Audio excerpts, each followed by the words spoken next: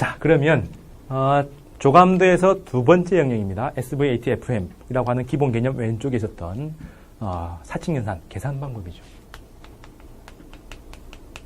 의미도 설명할 거고요. 의미도 설명할 거고 그 구체적인 계산법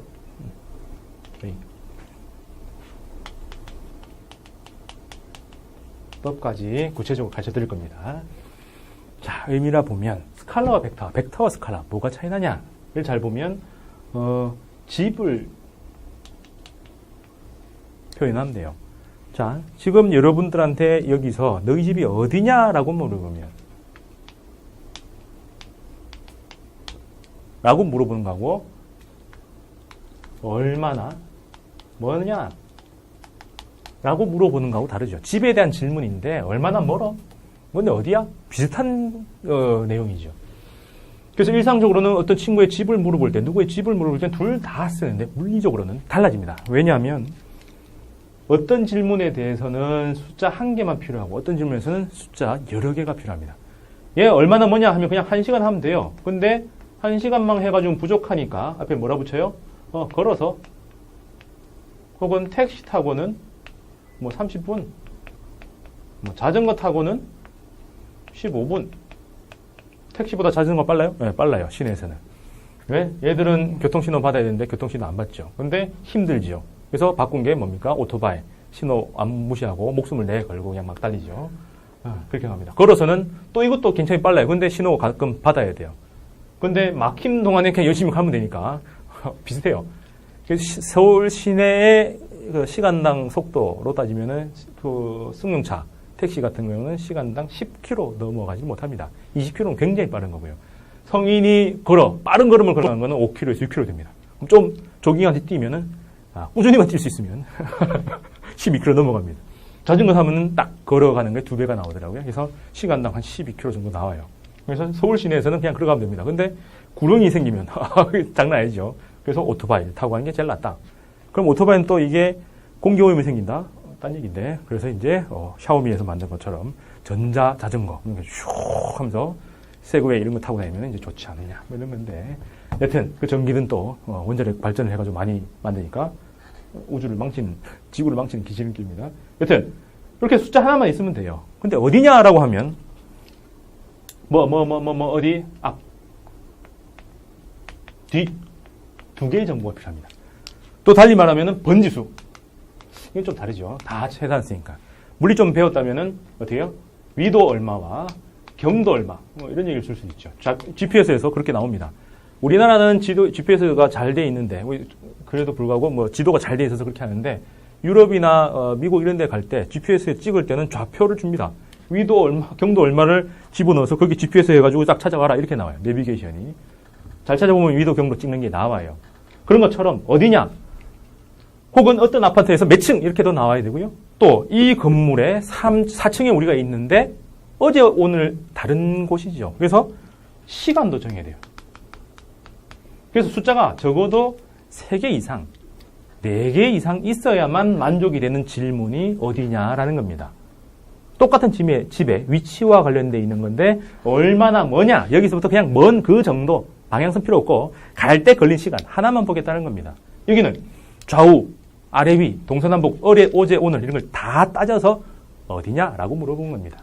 그래서 똑같은 질문이라도 질문에 대한 대답이 숫자 1개만 필요한 것. 그래서 1대1 대응. 이걸 갖다가 우리는 스칼라라 부르고요. 1대 다.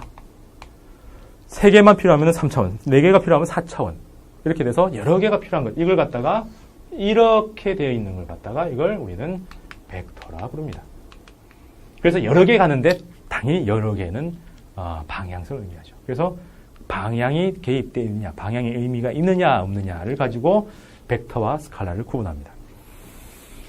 자, 그러면 이걸 명확히 구분할 수 있는 게 우리 일상생활에서는 택배가 있어요. 보통 우리나라를 그려라 하면 이렇게 그리는데 실제 우리나라는 요 아니죠.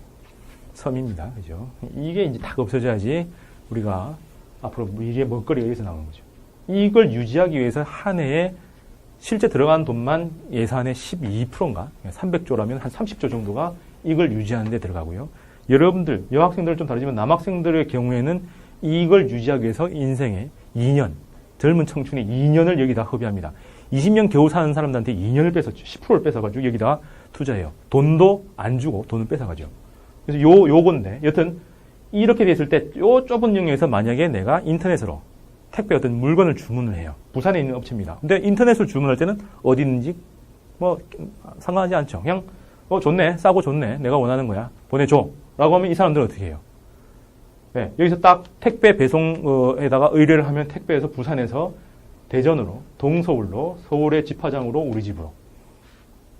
군데 달리는데 우리가 의미 있는 거는 중간 과정 무시입니다. 그냥 이 사람한테서 나한테까지 제대로 오느냐죠.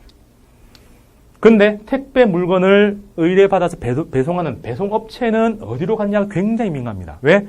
이 코스 하나하나를 최단 시간으로 해야 경비가 줄어요. 기름값도 줄고 여러 가지 부대 비용이 줄죠. 근데 우리는 이런 것 상관하지 않습니다. 그냥 여기서 여기까지만 잘 오면 돼요. 우리의 마음은 뭐예요? 벡터입니다. 처음과 끝, 요것만 넣어요. 중간 과정 무시고 처음과 끝을 연결해서 이쪽으로 와라. 빠르게. 근데 그게 아니라 과정 하나하나, 그 하나하나를 다 따라가면서 요 길이를 쭉 보는 거. 이걸 갖다가 스칼라죠. 그래서 같은 배송에 대해서도 스칼라적 사고를 하는 게 배송업체고요. 벡터적 사고를 하는 게 판매자와 소비자에 해당합니다. 잘 아시겠어요? 그래서 벡터는 처음과 끝만 있습니다. 중간은 무시해요.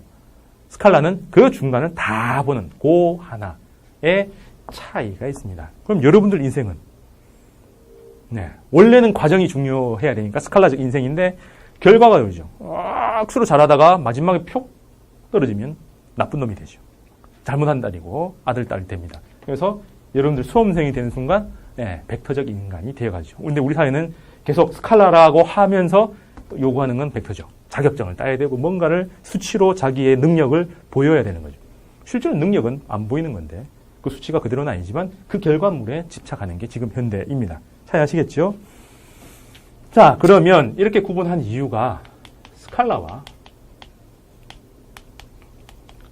똑같은데 방향의 의미를 부여하는 거와 안 하는 거의 차이라고 했습니다. 그러면 SVA의 각각에 대해서 다 있어요. S, 공간에 대한 얘기였지만 스칼라는 이걸 이동한 거리입니다. 벡터는요? 변화한 위치죠. 그럼 이걸 가지고 V를 만들면 여기다 어떻게 써요? T분의 S 이렇게 해주면 되죠.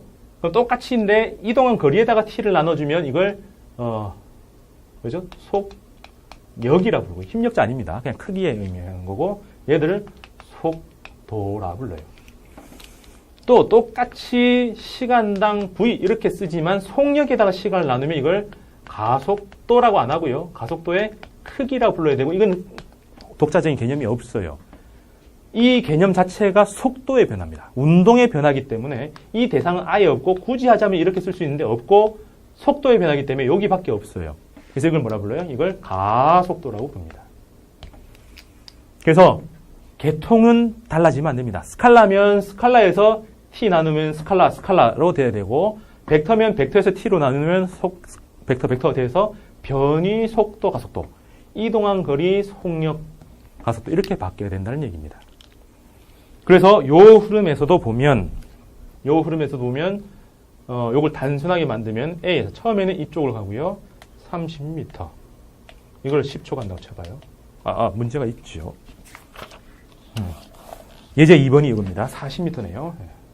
다시 쓸게요. 예제 2번에 이렇게 되어 있습니다. A에서 B로 40m입니다. 그게 4초 걸렸어요. 그 다음에 여기 수직으로 위로 떠가면서 얼마? 30m를 6초 걸렸습니다.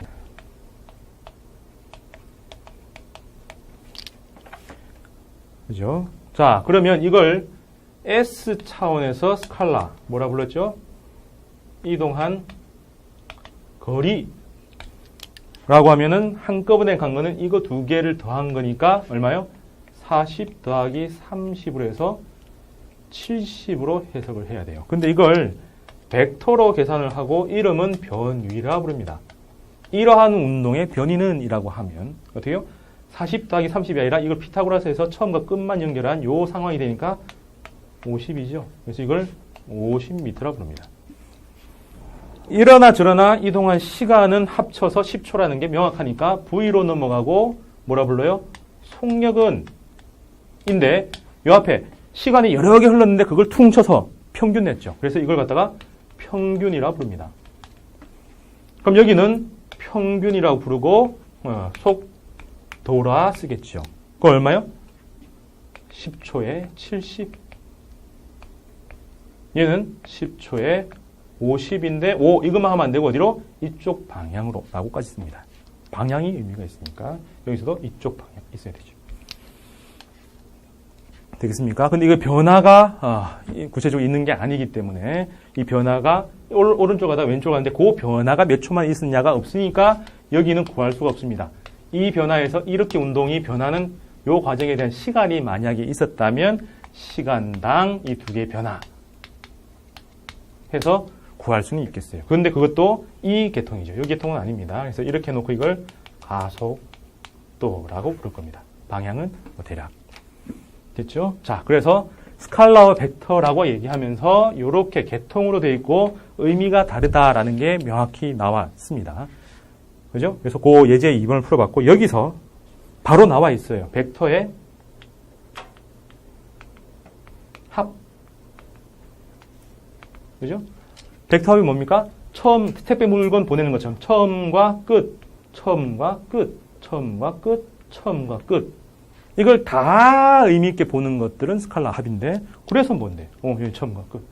그래서 처음과 끝을 이어서 나가는 것. 이게 합이다.